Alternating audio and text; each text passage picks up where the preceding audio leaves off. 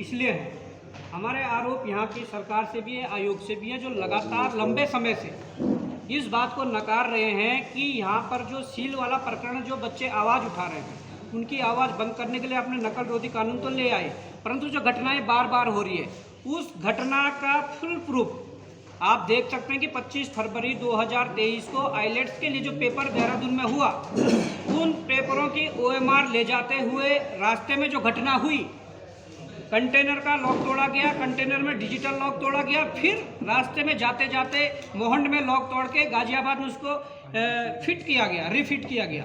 तो आप इसको नकार नहीं सकते कि ये परीक्षाओं में जो गड़बड़ियां हो रही है, जो लॉक, जो सीलें टूट रही है। मैं बयान देख रहा था उत्तरकाशी के एक पुलिस अधिकारी का, जिन्होंने कहा था कि रोडें खराब है, गड्ढों में आकर ये सील टूट जाती है।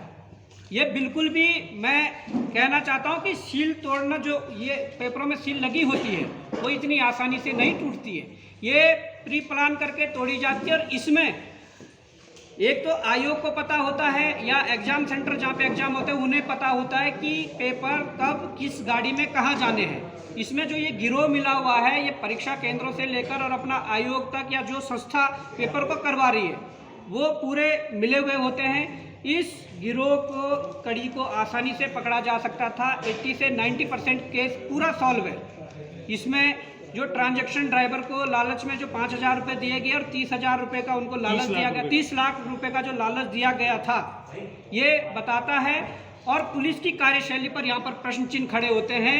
जब आपके पास 80 से 90% केस सॉल्व था, तो आप एक बड़े गिरोह को, जो राज्य में चल रहा है, जो देश में चल रहा है, जो अंतर्राष्ट्रीय लेवल पर जो चल रहा है, जो वहाँ से इन चीज़ों को हैंडल कर रहे हैं, उस गिरोह के कड़ी को पकड़ सकते थे, उस गिरोह के कड़ी को तोड़ सकते थे। परंतु पुलिस ने अपनी निष्क्रियता दिखाई। मुझे यह शंका है कि इसमें बड़े लोगों का हाथ है, जहाँ पर पुलिस ने ड्राइवर को 12 घंटे से अधिक, एक जो ड्राइवर है जो दोषी था इसमें, उसे अपने पास रखा, परंतु बाद में उसे छोड़ दिया गया। किस आधार पर छोड़ा है, ये बड़ा प्रश्न चिन्ह खड़ा होता है।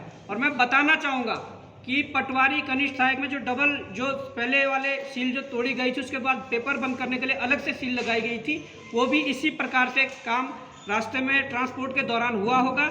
और मैं यही कहना चाहता हूँ कि सरकार और आयोग को यह गंभीरता से लेना चाहिए। और साथ में जो ये प्रकरण हुआ है, पहले पटेल नगर चौकी और थाने में जो शिकायत हुई थी, उन्होंने मामले को घुमाया। उसके बाद उत्तर प्रदेश पुलिस पर प्रश्न चिन्ह खड़े होते हैं कि जब मोहंड में ये प्रक्रिया हो गई थी, उन्होंने उस चीज़ को नेगलेक्ट किया और कहा कि हमारे क्षेत्राधिकार में नहीं है, जबकि मोहंड में घटना हुई थी।